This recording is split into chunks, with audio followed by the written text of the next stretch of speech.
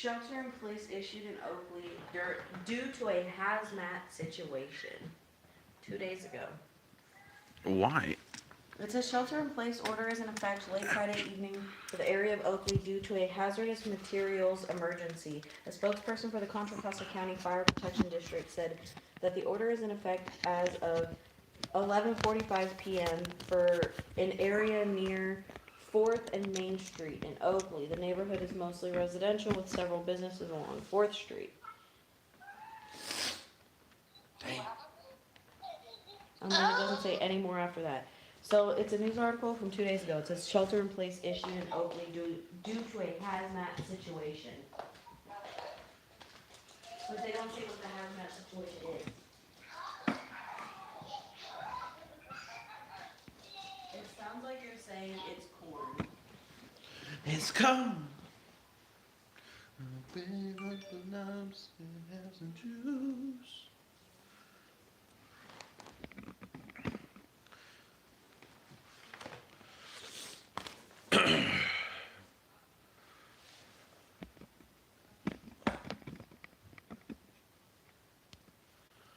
Let's flip the camera.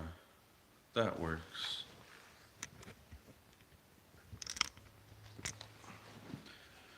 Okay. Welcome, boys and girls. Today is a catch-up day. I have been not neglecting, but I haven't been doing my responsibility of my Advent calendar.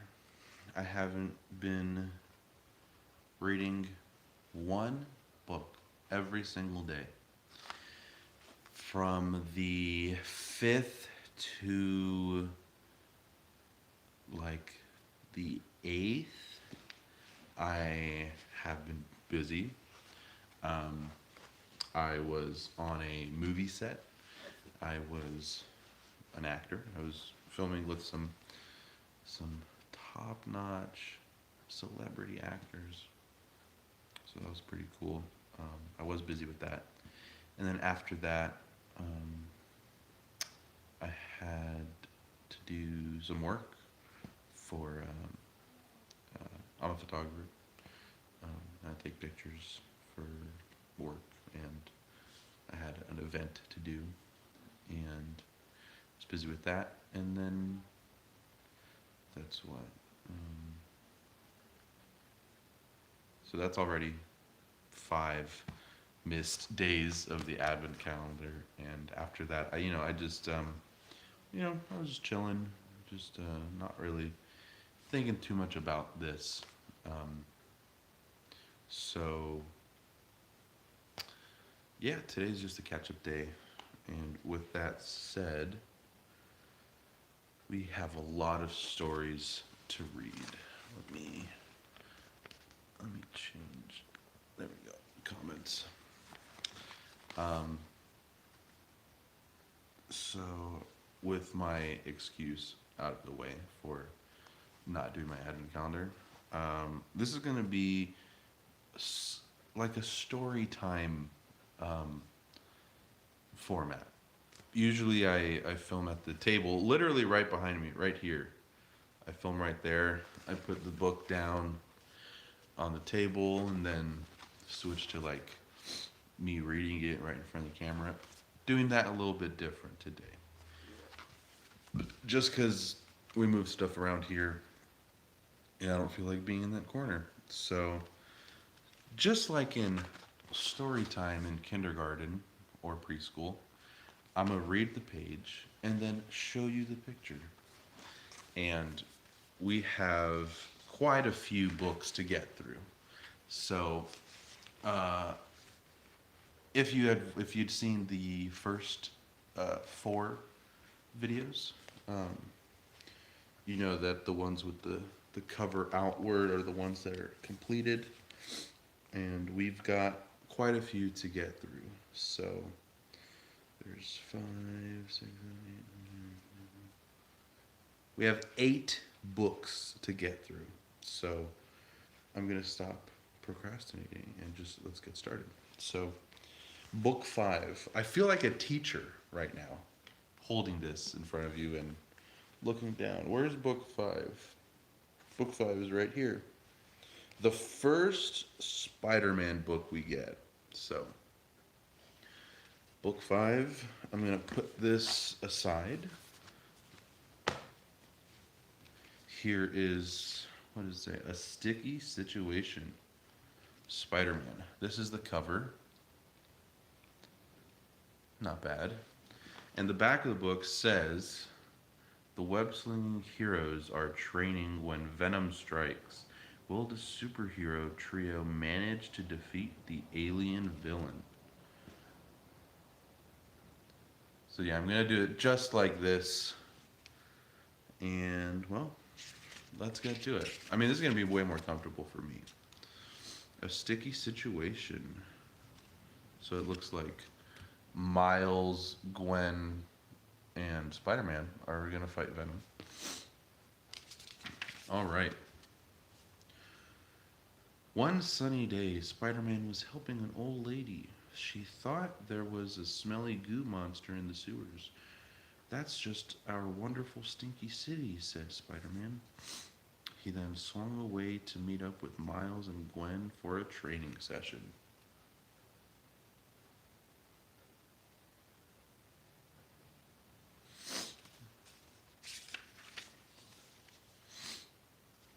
After changing out of his suit, Peter joined Gwen and Miles at the school science lab.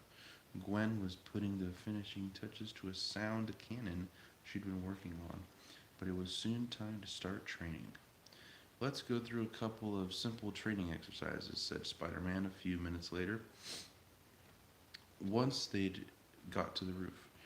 Make sure to pay attention. You've got to work hard if you want to be a superhero.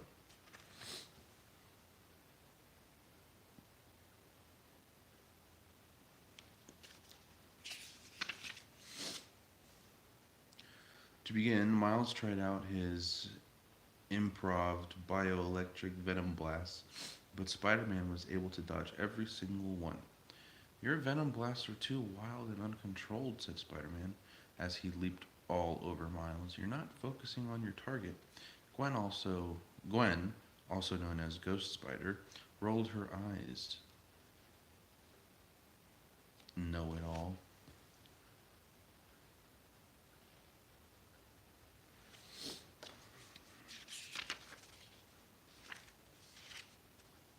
Suddenly, Ghost Spider's spider sense began tingling. On the street below, long black tendrils suddenly appeared out of the sewers and began throwing unsuspecting citizens into the air. The heroes used their webbing to safely catch them all.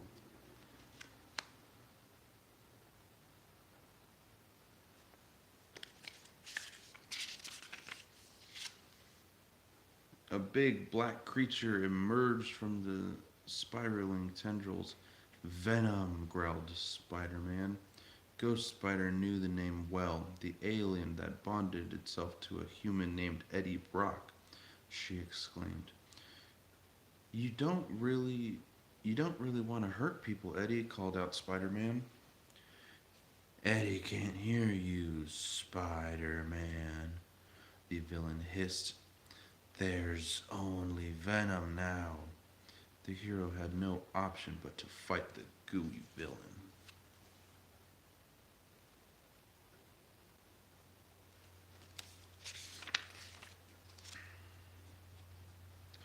Spider-Man flung himself away from Venom's creeping tendrils. Ghost Spider, you make sure the civilians are safe, he ordered. Miles, it might be time to put those improv bioelectric blasts to work. Venom swung his tendrils in all directions, smashing everything in sight. Miles aimed his blast at the supervillain as Ghost Spider caught a piece of falling rubble.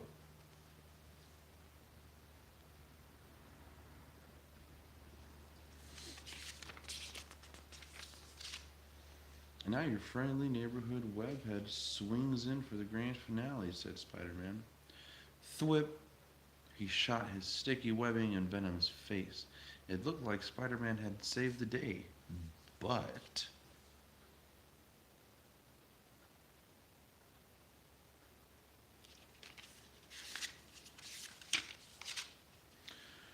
Smack! Venom ripped the webbing off his face and knocked Spider-Man out cold. Ghost Spider pulled Spidey to safety.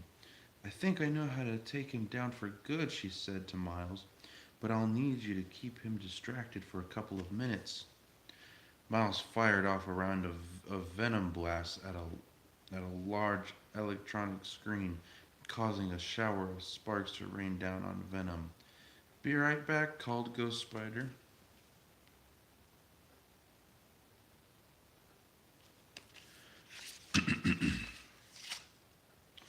Ghost Spider quickly returned with her sound cannon. Plug your ears, she said. I'm about to turn things up.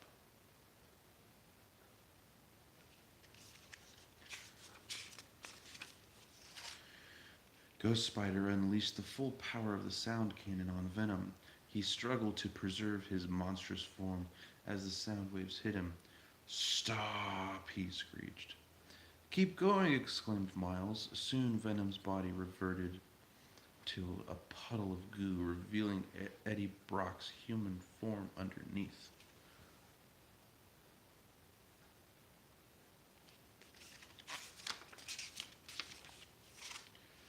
As Eddie was taken away by the police, Spider-Man woke up. Even in his confused state, he felt bad that he hadn't thought his friends were ready to help him fight crime. I was wrong earlier when I said all you've got to do is work hard, said Spider-Man. A real hero also needs to work smart, like both of you did, especially if they're going to wear a spider on their chest, he paused. I'm glad we're a team.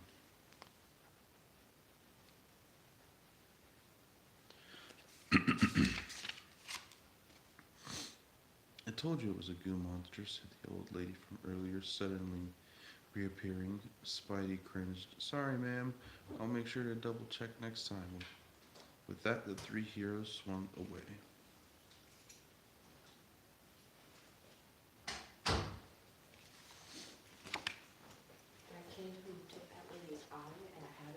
He's from Hayward. He's 20 years old. They found him and they arrested him. Good. What a piece of shit. Also, you know that gas station by Madeline's house, the one where that dude got shot in the head, the gas station attendant? So they caught the dude who robbed the gas station, but they're not charging him with murder. They're charging him with robbery, possession of stolen weapon or stolen property, and firearm enhancement. But they're not charging him with murder, even though he shot and killed somebody in the head. Wow. That's fucked up. Yeah, what a great place we live in. Where you going? I'm sorry for asking. Oh. Also, the person that hit that person walking across the freeway are not being charged with anything. Oh. Because it's not their fault. Oh. They've been deemed irresponsible for that. Damn.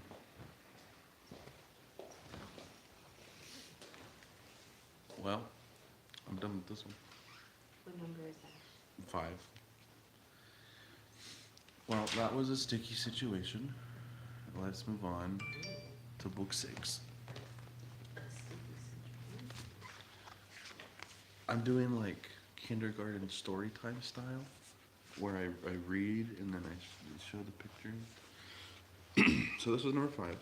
And again, just like the rest of them, we're going to put it in with the cover facing out. Okay. 6 is right here. Didn't have to look too far for that one. Preston, do you want to be a part of story time? Okay. Book 6. This one is The Legend of Black Panther from the Avengers. On the back, it says, all his life, T'Challa has been trying to prove himself worthy in the eyes of his father. When a villain named Claus arrives, will T'Challa finally get his chance? And this is the back of it. Okay, let's open this up. The Legend of Black Panther.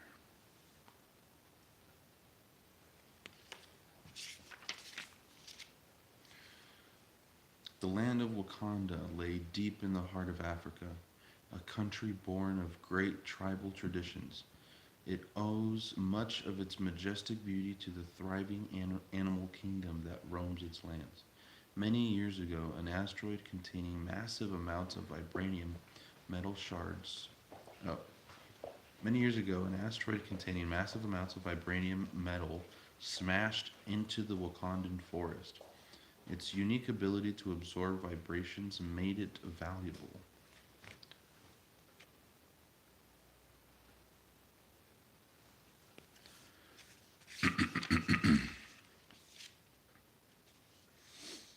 Thieves and warriors would invade Wakanda looking to steal the vibranium. To keep the Wakandan people safe, their protector and king, the Black Panther, closed Wakanda's doors to outsiders. Years passed, and the current Wakandan king and Black Panther was T'Chaka.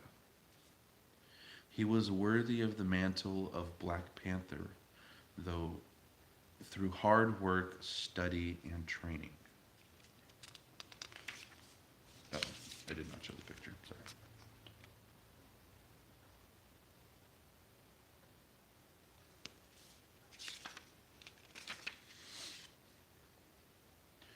T'Chaka had a son named T'Challa.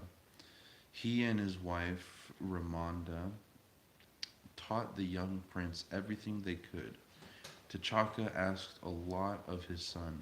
T'Challa felt that he was never good enough for his father, but knew that one day he was supposed to take over as king and as Black Panther.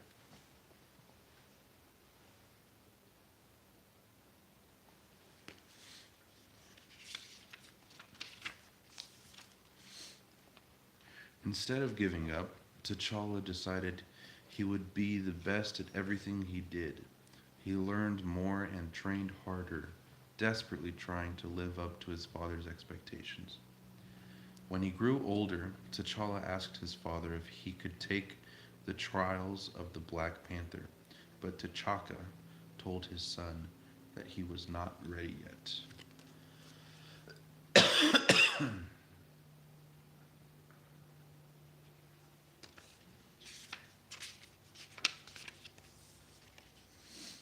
Soon after, Wakanda was attacked by an outsider named Claw, a man who was pure sonic energy.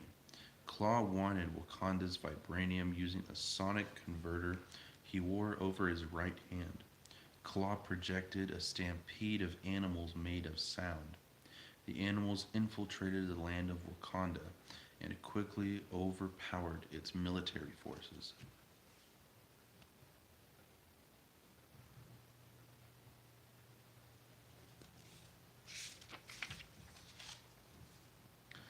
As Black Panther, T'Chaka took to Wakanda's defense. He did not know that his son T'Challa would often leave the palace and follow him. T'Challa would watch proud as his father defeated any foe who dared to challenge the kingdom. This time was different, though. Claw had seized the vibranium and was getting away.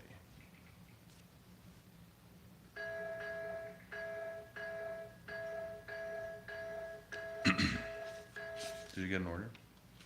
Why does it do that so many times? T'Chaka was not about to allow Claw to steal from Wakanda. He arrived just as the villain was making his escape. Okay, thank you. Oh, you too. Bye. Bye.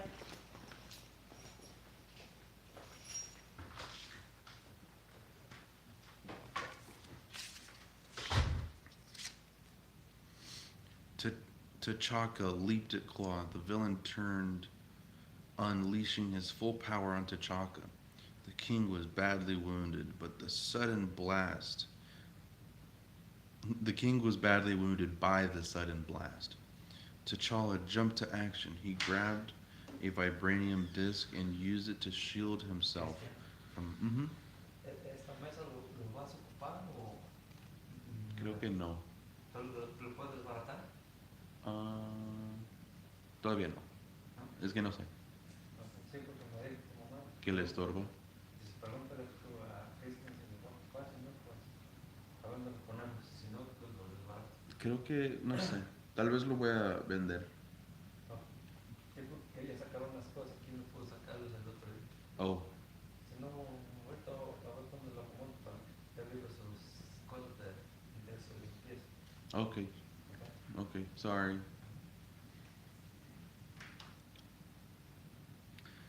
T'Chaka leaped at Claw. The villain turned, unleashing his full power on T'Chaka.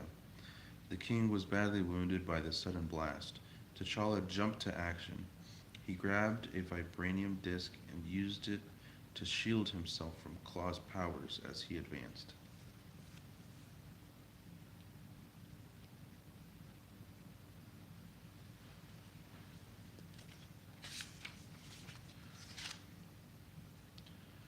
Claw wasn't able to blast T'Challa.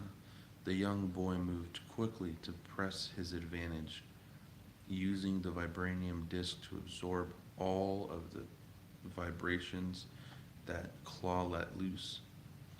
When he was close enough, T'Challa raised the metal disc and brought it down on Claw's arm, smashing the sonic converter.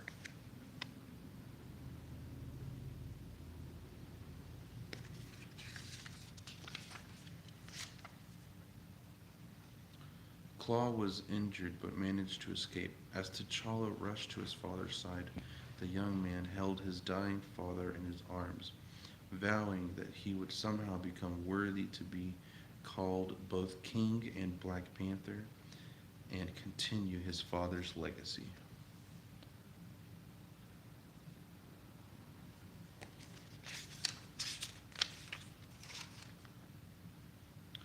T'Challa became King of Wakanda and passed the Black Panther trials. He donned the costume and spent many years traveling in search of Claw to avenge his father. Those journeys took him on many adventures and even led him to the Avengers, the legendary superhero team. But as but as much as he was an Avenger, T'Challa was King of Wakanda and the Black Panther first and foremost. The sweeping lands of his forefathers would always be first in T'Challa's heart.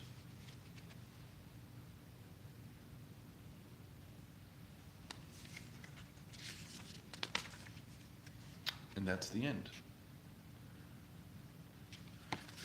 That was book 6, The Legend of the Black Panther. So this is going to go back in again with the cover facing outward. So we know that we've completed it in sleeve 6. Now it's time for 7. 7 is right up here. And this one is an Avengers comic, or an Avengers book. It's Captain Marvel.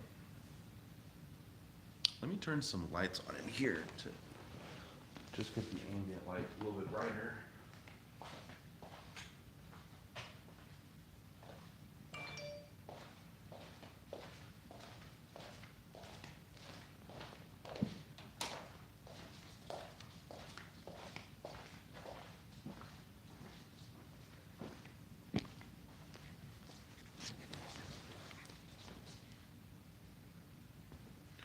Okay, yeah, it's a little bit brighter in here.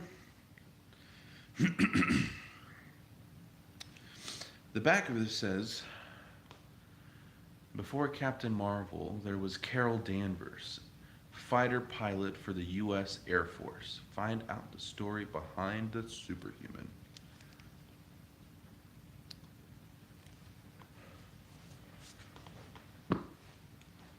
All right. Captain Marvel.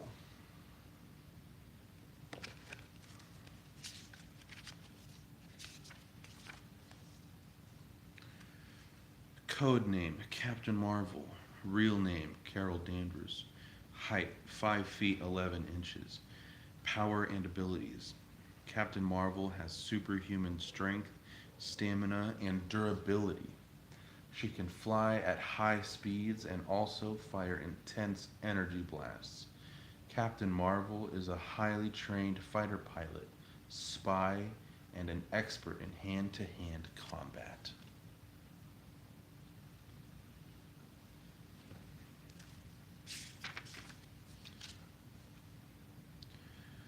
Carol Danvers was having a blast at her jet as her jet soared through the clouds above a classified airfield. She was an ace fighter pilot for the U.S. Air Force, and it was no secret that she was the best of the best. Carol worked hard protecting her country from every type of threat. She fought to save lives and protect her fellow soldiers. The United States was safe thanks to Carol Danvers.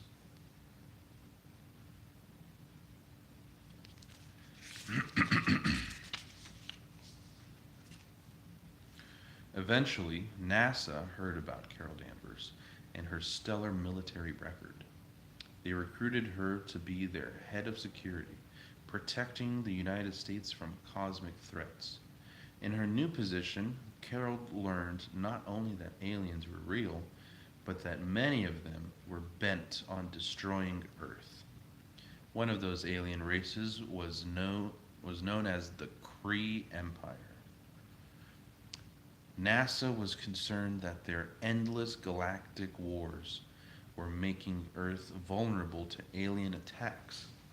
So Carol invited the Kree leaders to NASA headquarters. She knew she needed to form an alliance with the Kree. The safety of the planet was at stake.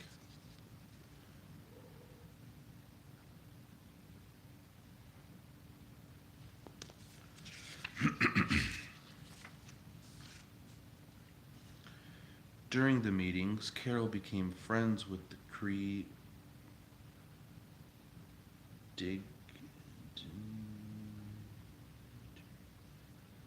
dignitaries?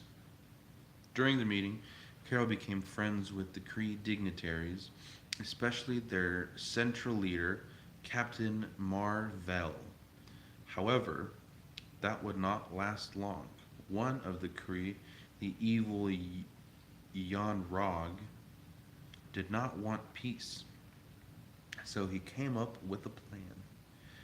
Yon-Rog captured Carol along with a powerful alien device he had taken from the Kree ship. It didn't take long for Captain Mar-Vell to find them. During the battle, the alien device blew up, creating a massive explosion that engulfed everyone, even Carol Danvers.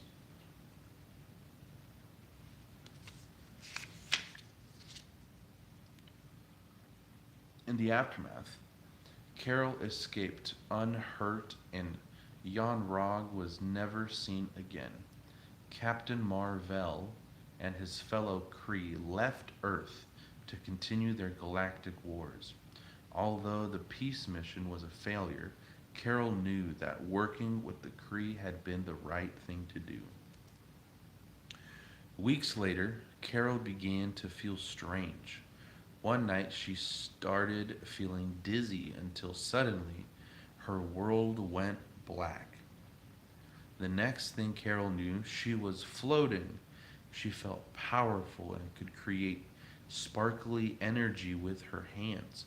Carol Danvers had transformed into a superhuman. Eventually, she would become known as Captain Marvel.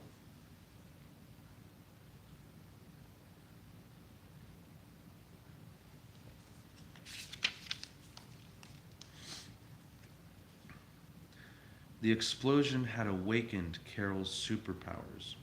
She started to test them and found she could fly through the air just by thinking it. By tightening her fists, she could send blasts of powerful photon energy. She could even absorb different types of energy and use it to enhance her already powerful superhuman abilities. Captain Marvel had become stronger, faster, and virtually indestructible.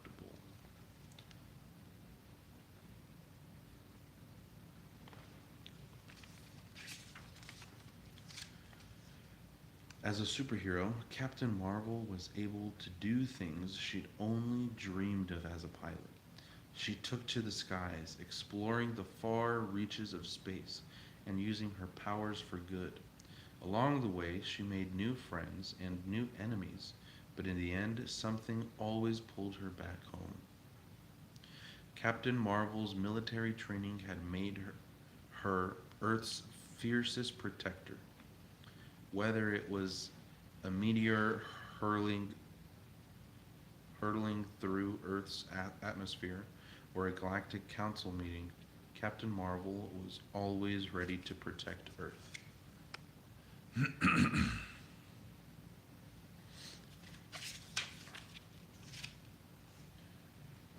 After saving the world many times, Captain Marvel was recruited to lead the Alpha Flight space program.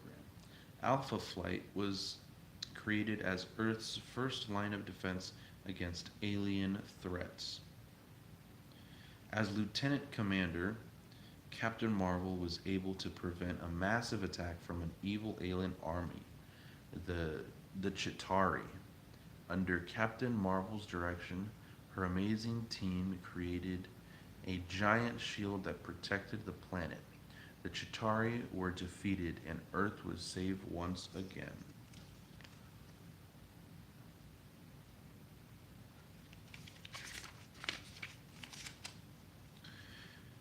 In addition to working for Alpha Flight, Captain Marvel also teamed up with the other superheroes to defend the world. One of those teams was Earth's mightiest heroes, the Avengers. Their mission took Captain Marvel all over the world and into the cosmos. But when the job was done, Captain Marvel always returned home to Earth and her Alpha Flight crew. Whether flying solo or with her fellow heroes, Captain Marvel was a force to be reckoned with.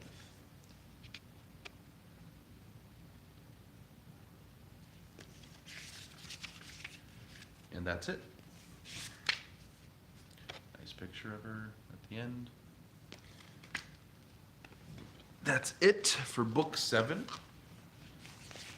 We can put it back in the sleeve with the cover facing outward so we know we've finished it.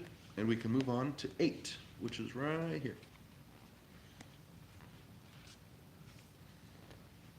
Trying to get it. Okay, book 8. This is Hulking Out. Whoa, why did it just... Is the white balance? Whoa! Crazy. Okay. The back of it says, Hulk wasn't always huge and green. He used to be a scientist named Bruce Banner. Discover the story behind the strongest Avenger. Hulking out.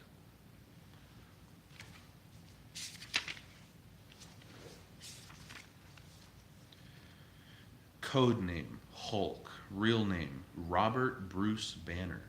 Height, 5 feet 9 inches. 8 feet 5 inches as Hulk. Powers and abilities. Hulk possesses incredible superhuman strength, durability, and the ability to heal quickly.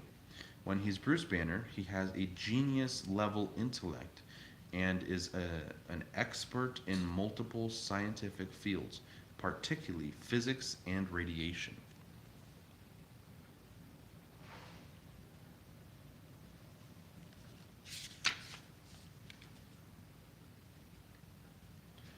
Bruce Banner wasn't always the Avenger known as the Hulk.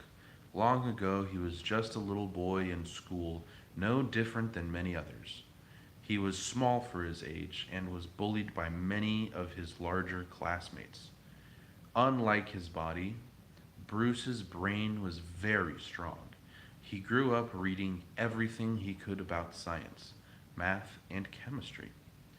Bruce found teachers like Professor Crawford who believed in him and helped him become a scientist. One day, Bruce made his most exciting discovery yet. he figured out how to use gamma radiation to cure the sick.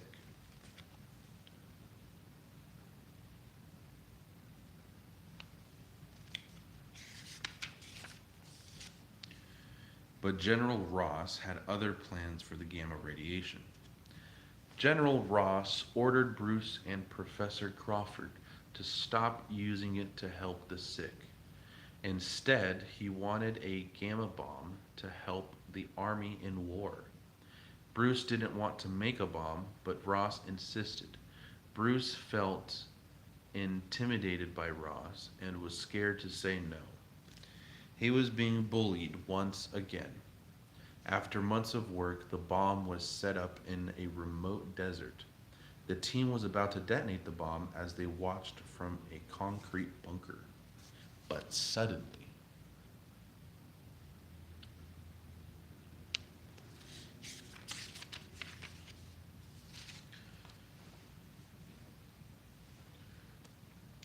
a truck pulled onto the bomb test site.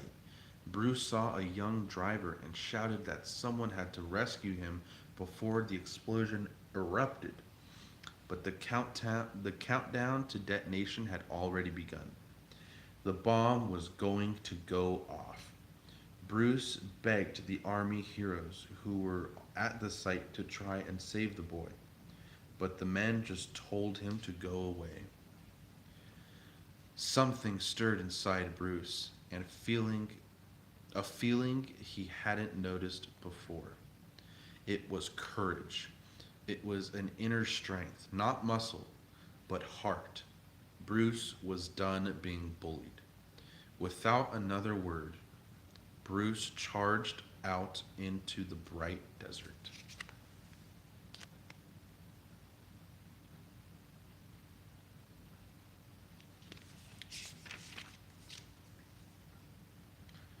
Unaware of the danger, the boy had hopped out of his truck and jumped onto the bonnet, a harmonica in one hand and a harmonica in one hand.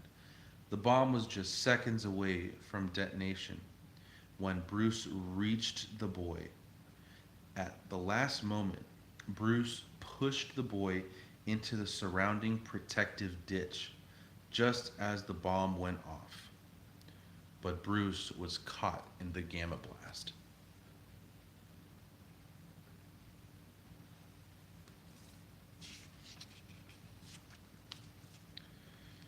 Ross and the army came out to inspect the bomb site.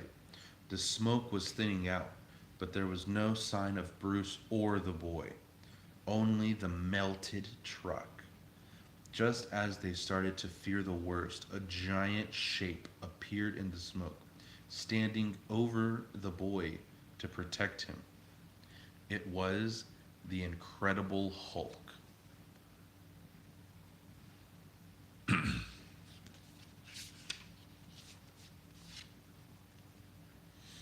The Hulk, thinking that the army might hurt the boy, defended him, snatching up tanks and tossing them aside. The army seemed like bullies, and the Hulk didn't like bullies. Even so, the Hulk was trying to hurt anyone he. Oh, sorry. Uh, the army seemed like bullies, and the Hulk didn't like bullies. Even so, the Hulk wasn't trying to hurt anyone.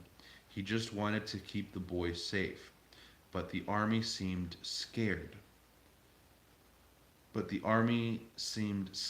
Hulk would hurt them.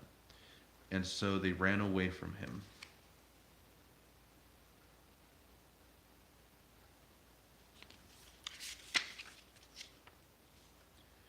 After Hulk was sure that the boy was going to be okay, he flexed his powerful legs and jumped miles into the air, far away from everyone.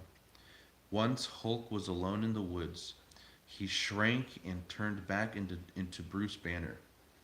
The gamma bomb's energy had been soaked up by Banner's body like a sponge. It made him strong and powerful, just like he had always wanted. But it didn't make Bruce happy. He was afraid he'd lose control as the Hulk and turn into a bully himself. So Bruce decided he would walk away from his life and friends and travel in search of a cure for what he thought was a monster inside of him. Oh, there's a viewer. Hello, viewer. Let me see if there's any comments. Nope, comments. Okay, we'll continue. Bruce Banner's journey would take him on many great adventures, and even though he would never believe it himself, he and the Hulk were great heroes with great courage and strength. One day, the Hulk would even be an Avenger.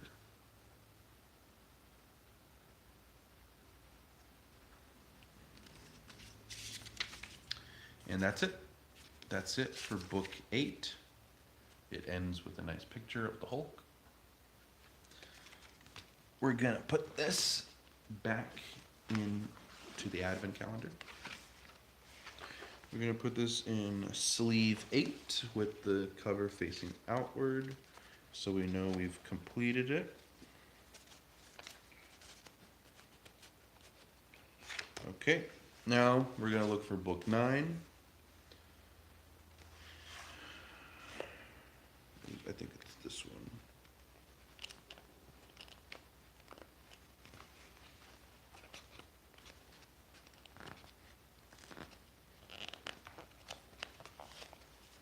It is 9, right? I'm pretty sure it's 9. Yes, okay. Book 9. Moving forward. This is Loki. The back of the book says, Loki is once again imprisoned for making a nuisance of himself. This time he had enough. Who will he take his revenge on? Jesus Christ. All right, let's start this one. Book 9. Loki.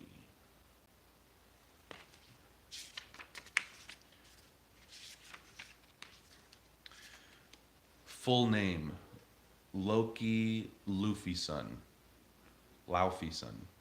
Height, 6 feet 4 inches. He's tall.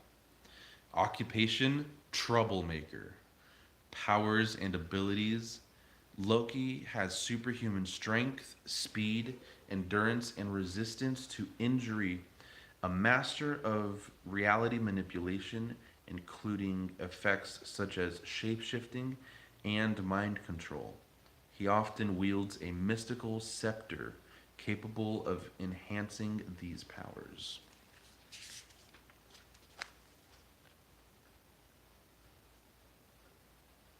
I'm trying not to forget to show. Okay.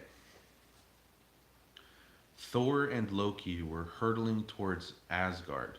The Avengers had just defeated one of the trickster's evil plans, and Thor was taking him back home. You've caused enough trouble for one lifetime, said Thor. You'll be in prison until your trial. As you command, dear brother, Loki replied with a sneer. The cell could contain his body, but it couldn't keep him from playing his mind games with people.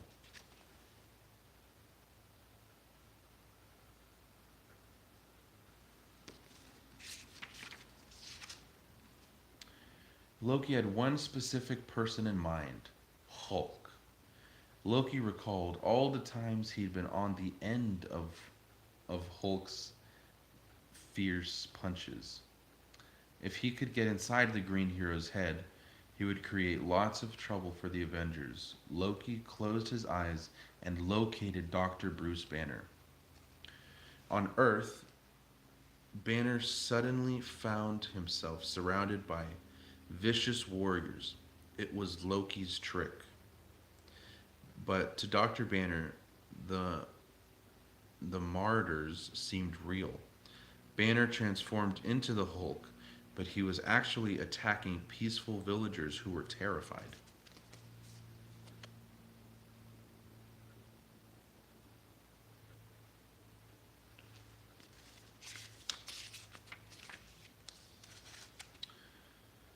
Just as Loki planned, S.H.I.E.L.D. responded to the attack by calling the Avengers. Thor came down to Loki's cell.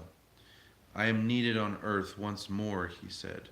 Your trial will have to wait until I get back.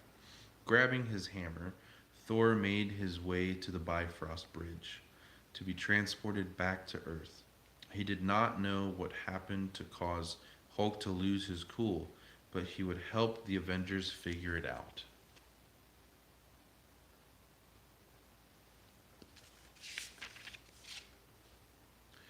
Iron Man, Captain America, Black Widow, and Hawkeye were in the middle of a training simulation when they received a report of the attack. They hurried off in a S.H.I.E.L.D. Quinjet to make sure the big guy did not do any more damage than he had already. Don't worry, Iron Man said to the villagers. We're here to help. Which way did he go? The villagers pointed to a path of destruction behind them. The heroes wasted no time.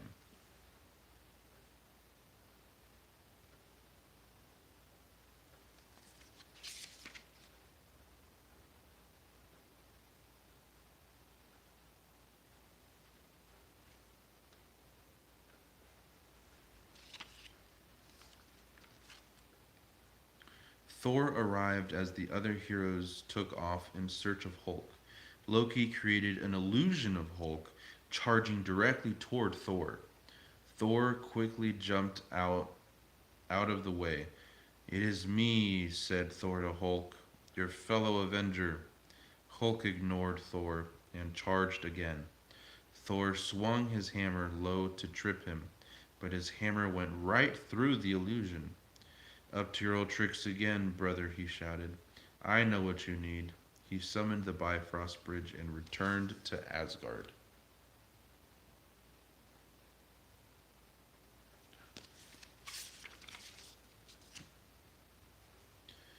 Meanwhile, the other Avengers had found the real Hulk. He'd run far away from the village where he thought he was being attacked. Now he was surrounded by familiar heroes, who all seemed to want to fight him too. Easy there, big fella, Iron Man said. Nobody has to get hurt. Then Loki struck again. He made Hawkeye think that Hulk was about to attack Hawkeye. Hawkeye released his arrow, which whistled through the air and hit Hulk, making him even angrier. Hulk picked the arrow up and flung it toward Iron Man. He dodged it just in time and fired a repulsor blast at Hulk, who was now bearing down on Captain America and Black Widow.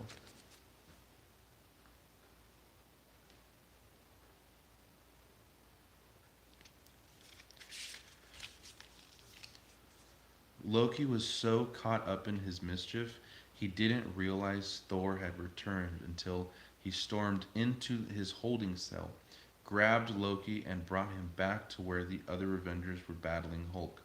Stop fighting, cried Thor. Loki is to blame for this mess. The other Avengers advanced toward Loki, but Loki used his power to create multiple illusions of himself, so that the heroes could not tell which was the real one.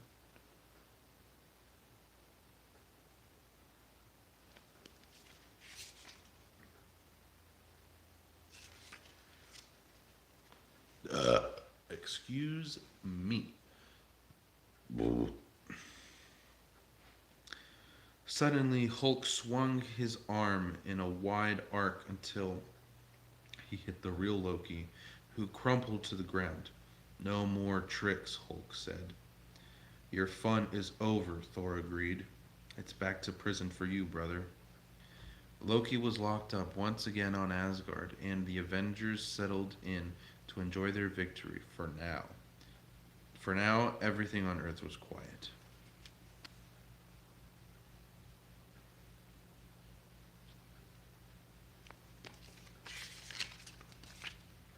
And that's it. It's the end of the book. And it ends with a picture of Loki. All right, that was book 9. We're getting close to the end. Yes. Okay. Today's the 12th, so I just had to make sure I was doing them right. So this is book 9. Let's put it where book 9 goes, right here with the cover facing out. Now is on to it's on to 12, which or not 12, 10, which is right here.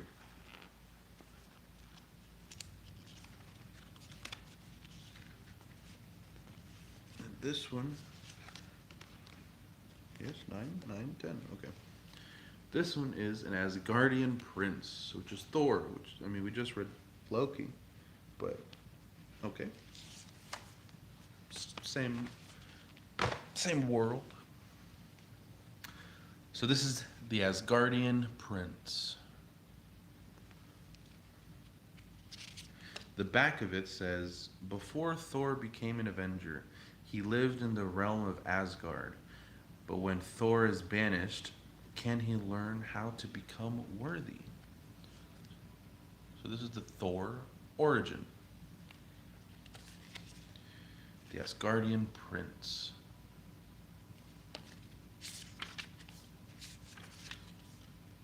Full name, Thor Odinson. Height, 6 feet 6 inches. It's tall. Occupation, Prince of Asgard. Powers and abilities. Thor has superhuman strength, speed, endurance, and a resistance to injury. He wields the enchanted Uru-forged hammer Mjolnir, a weapon only he can use. Mjolnir grants Thor mastery over thunder and lightning, as well as the ability to fly and open gateways into different dimensions. I forgot to show you.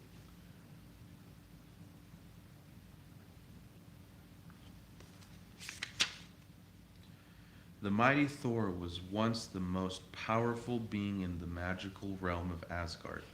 The only way to reach this world was by a bridge called the Bifrost. Hi. Hi. I'm reading. What's up? I'm live streaming. La vida es. Se Yeah. va en un segundo, mijo. Mm. Si yo me muero, ¿qué vas a hacer con esto? Make money. Mi trabajo de toda mi vida es mi casa. Para que se vaya a perder en un segundo. Okay. Voy a comer ensaladita. ¿Quieres? No, when I'm done reading. Oh, te leo esto. Siéntate, te lo leo. Cómete una manzana. Okay, well, yo voy a leer. Ahorita me voy a sentar ahí contigo. Te voy a leer los otros. Pero voy a dar un plato de ensalada. Well, hurry up. Vente, Mar. ¿Te espero o no? Well, hurry up.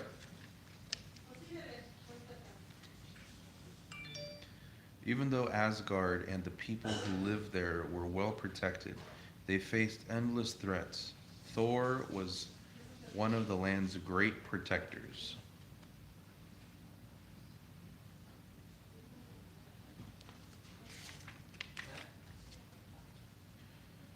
Thor was born the son of Odin, lord of the Asgard gods, making Thor a prince.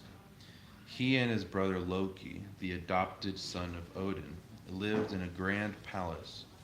As children, Thor and Loki each wanted to prove their worth to their father. Eventually, Loki grew jealous of Thor because he was the favored son. The throne was Thor's by right.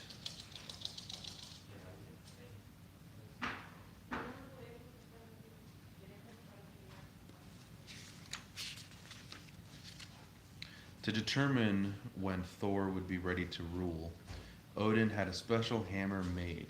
It was forged from a mystical metal taken from the heart of a dying star.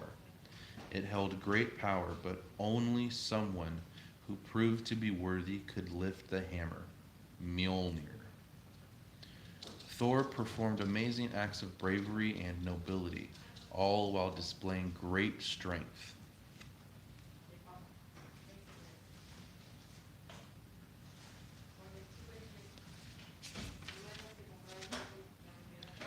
With every great achievement, Thor would try to pick up Mjolnir. One day, when it seemed like he would never be able to raise the hammer, Thor grasped it and raised it high up into the air. He had proven himself worthy of his weapon, and he used it well.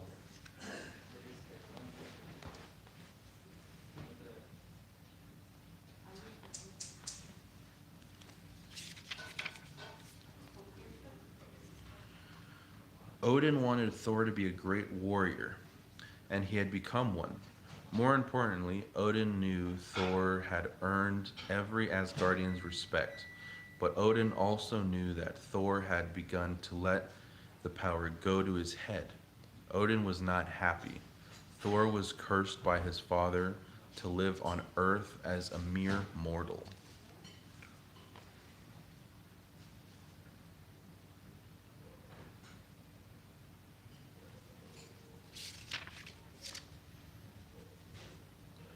Odin made his son believe that he was a medical student named Don Blake with an injured leg.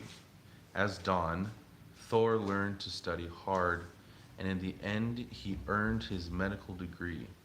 He allowed others to help him with his injury. In doing so, he learned to truly love humanity.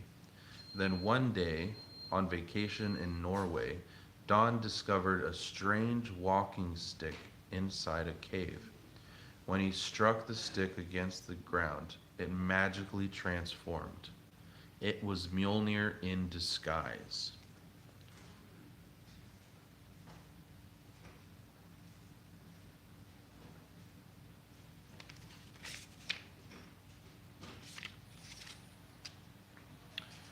Odin was pleased. His son had learned humanity. He had become human in spirit, but still, now and forever, he was the mighty Thor. As he fought supervillains all over the world, Thor's presence attracted the attention of his brother Loki, who had become the god of mischief. Loki had just the plan for defeating his pesky older brother.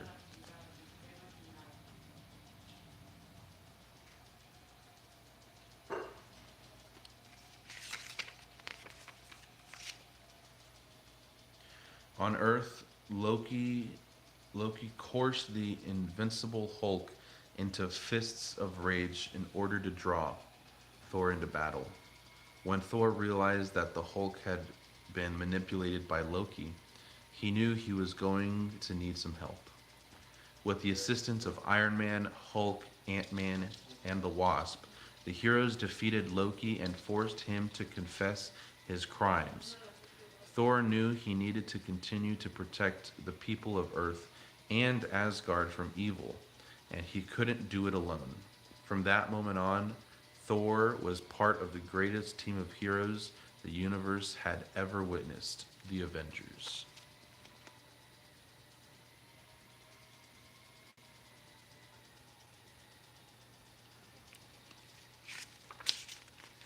And that's the end of book 10. It ends with a picture of Thor.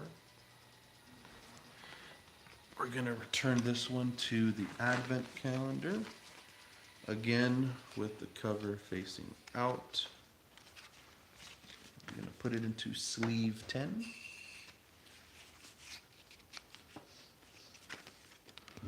And we're going to move on to 11. Which is right under my head.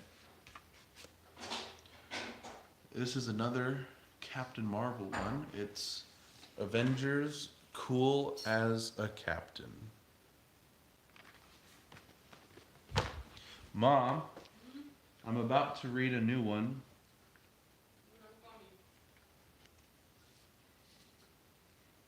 Whoever's watching, thank you for watching. I'm just waiting for my mom, who is gonna watch me read this. Hurry up, Mom.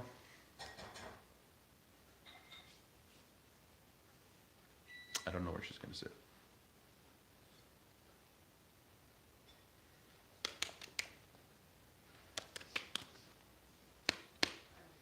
Or do you want me to just read it?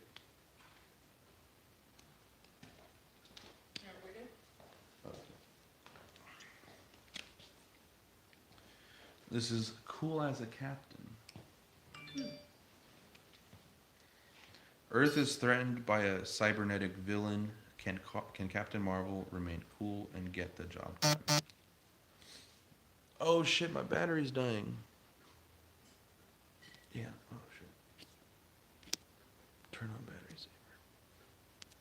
saver. Okay. Alright. I only have this one and one more to be caught up.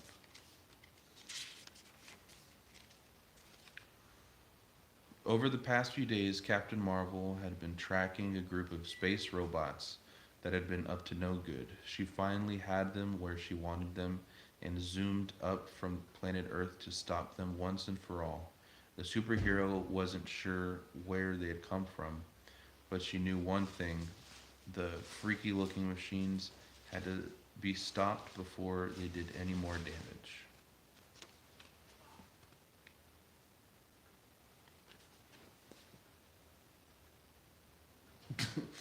What?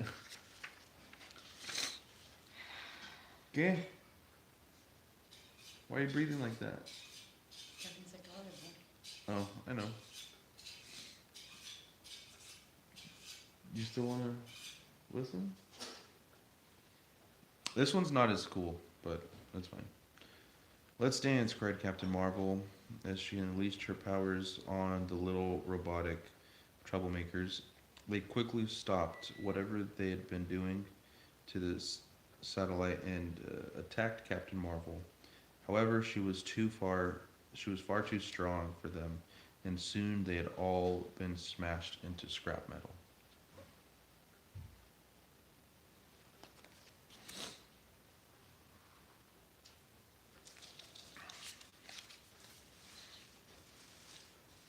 Satisfied with a job well done, Captain Marvel headed back toward Earth. Although she thought the fight was over, it seemed the greatest threat of all had gone undetected. Oh shit, it's fucking Ultron.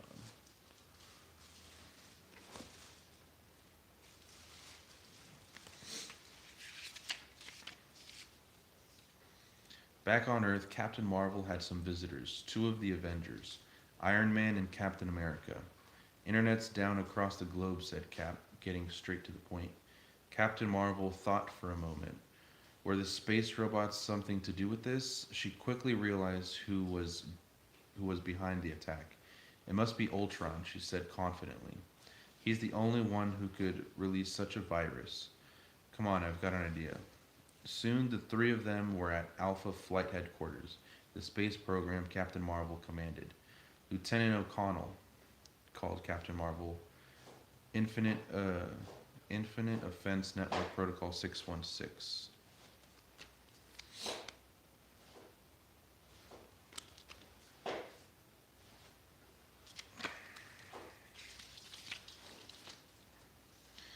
Suddenly, a group of small robots smashed through the windows. Ultron was trying to stop her plan. Captain, cried Lieutenant O'Connell. As Ultron's minions ate their way through wires and tech, they're headed for the central controls. We'll lose everything. Not on my watch, replied Captain Marvel as she swung a super-powered glowing fist at one of the robots. It broke into hundreds of tiny pieces.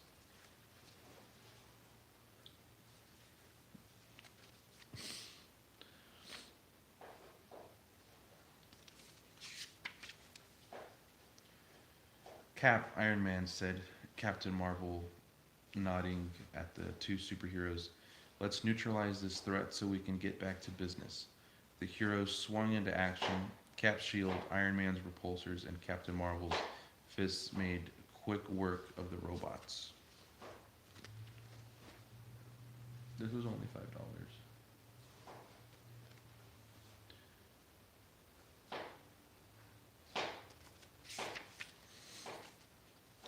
The heroes surveyed the now robot-less room.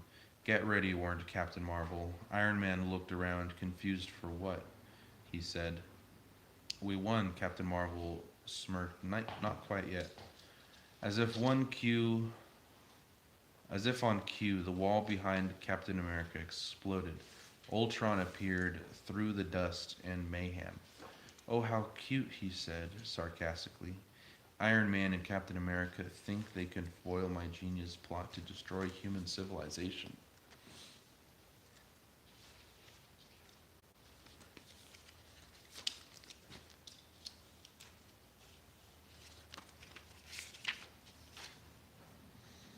Ultron grabbed Captain America and threw him out of the massive hole in the wall. Iron Man sighed. "Excuse me a moment," he said before flying through the hole himself to rescue his teammate. Ultron Ultron turned to the Alpha Flight team. "Nobody can protect humanity now." Captain Marvel glanced over her shoulder from where she was observing Lieutenant O'Connell's efforts to create a code to stop Ultron's virus. "You've never met me, have you?" she asked the cybernetic menace. Ultron sneered at Captain Marvel. "You? A pathetic human? Your puny little friends? I'll destroy all of you."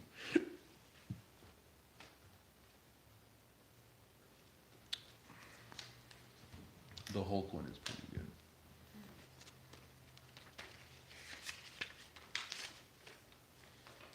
"I'm only half human," replied Captain Marvel as she tightened her gloves and watched the lieutenant hit the button marked execute. Captain Marvel then punched Ultron right in the face. The robot responded by tackling her to the ground. Their fight raged all over Flight headquarters as everyone else scrambled for cover.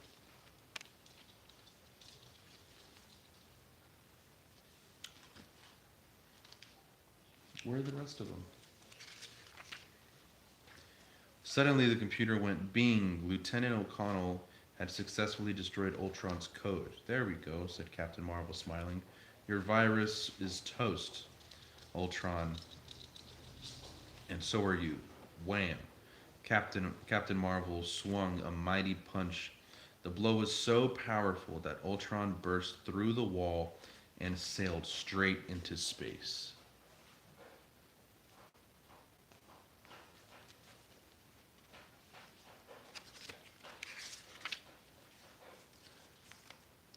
"What did we miss?" asked Captain America, breathing heavily as Iron Man flew him safely back inside. Captain Marvel smirked. "Oh, you know," she replied airily. "Nothing much.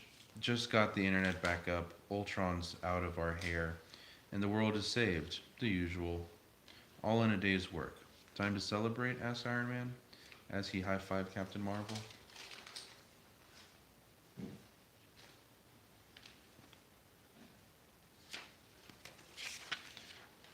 Captain Marvel smiled, but shook her head. "Catch you guys next time," she called over her shoulder as she flew into the air. "Try to stay out of trouble." And that's it. That's the last page for this book. Okay. And I'm Huh? Okay, can you find the other ones? So this, which one is this? 11. So like the others, we're gonna put this in cover facing outward. Huh? Okay. And the last one for today is 12, which is this one, which is a Spider-Man book. And I'm gonna try to do this quickly before the battery dies on this phone. This is Spider-Man, Jurassic Spark. I guess there's gonna be dinosaurs in this. Spider-Man is in for a Jurassic surprise when magic propels him back in time. Can he and his friends avoid becoming extinct? That sucks. Jurassic Spark. So it's Spider-Man, Doctor Strange, and at least on the cover, there's Drax. I'm gonna try to do this one real quick before the battery dies again. "For Asgard," cried Thor. A blast of lightning ripped through the sky toward his enemy Enchantress, who blocked it with an energy shield. Love to chat, but I have unfinished business on Earth, cooed the sorceress. Heimdall will not let you pass, Thor replied. Good thing I have my own way of getting around. With a snap of her fingers, Enchantress disappeared through a portal. Let me just get a little more comfortable here.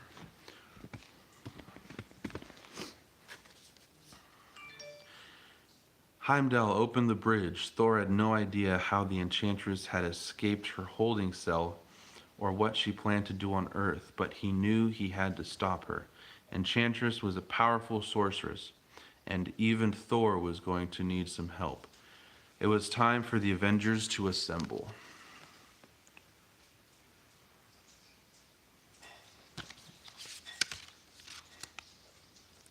Nearby in the cosmos, the Guardians of the Galaxy received the transmission about Enchantress's escape.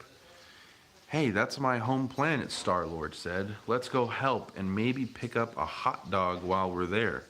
Why do we need a hot dog of any temperature? Drax asked as Gamora rolled her eyes.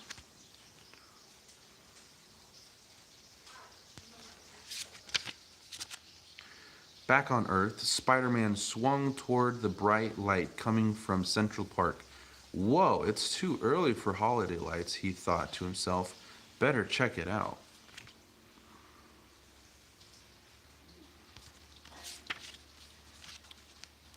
Spider-Man arrived in the park to find Enchantress reciting a spell protected by an energy shield around her. Thor hovered above and did not look happy. We can do this the easy way or the hard way, Thor said. Just then, the Guardian's ship landed nearby. It's over, Enchantress, Thor declared. You must surrender. You're too late, Enchantress said. My time spell will make me stronger than all of you.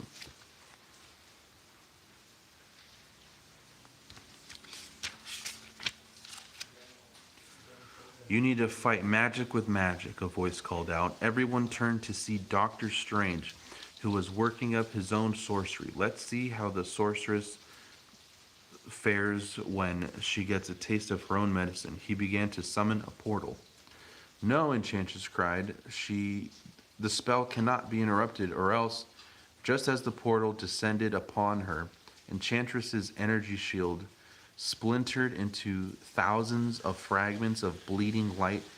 For a moment, the whole world seemed to disappear. Wait, Drax called into the void, or else what?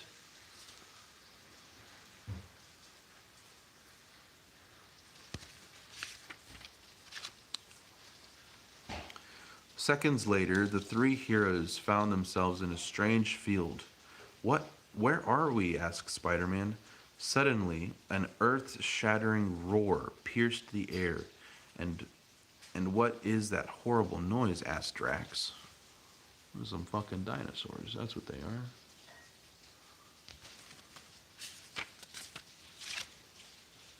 Run, cried Doctor Strange as a herd of velociraptors barreled down on them. Dinosaurs, asked Spider-Man. You've got to be kidding me.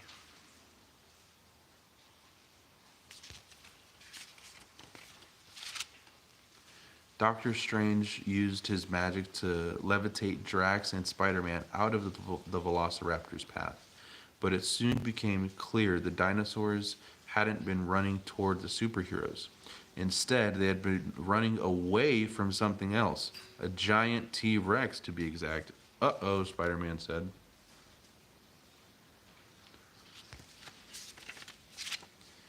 Help me, called a voice. Looks like we aren't the only ones who ended up here, Spider-Man said, looking down below them. Trapped under a fallen tree was the Enchantress. Quick, Doctor Strange said, setting Drax and Spidey back on the ground. You two distract the T-Rex and I'll handle her. A pterodactyl flew by, giving Spider-Man an idea. He shot a web toward the pterodactyl, creating a lasso. Grab on, he called to Drax, and the two heroes were lifted off the ground, swinging side to side. The T-Rex below them was mesmerized as its eyes tracked their movements. I never thought I would ever see Spider-Man swinging from a pterodactyl. Once Doctor Strange freed Enchantress from the tree, she turned to him, furious. I was trying to find a powerful magical stone, but your interference caused my time travel spell to backfire. We've all been sent back in time. Then we will need it to backfire again to get us back to our own time, and quickly, said Doctor Strange. Enchantress summoned her powers, and a beam of light began to grow around them. Just as the T-Rex was about to stamp on them, the group disappeared with a poof.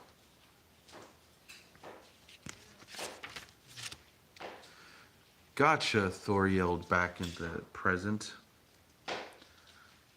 as the Enchantress fell right next to him. You're coming to Asgard with me.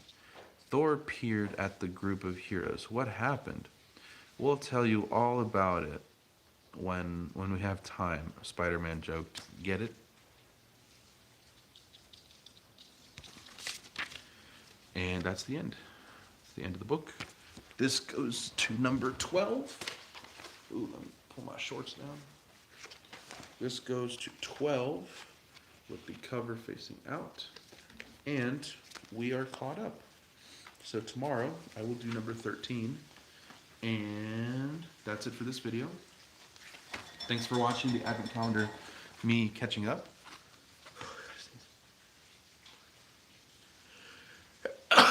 Fucking Jesus.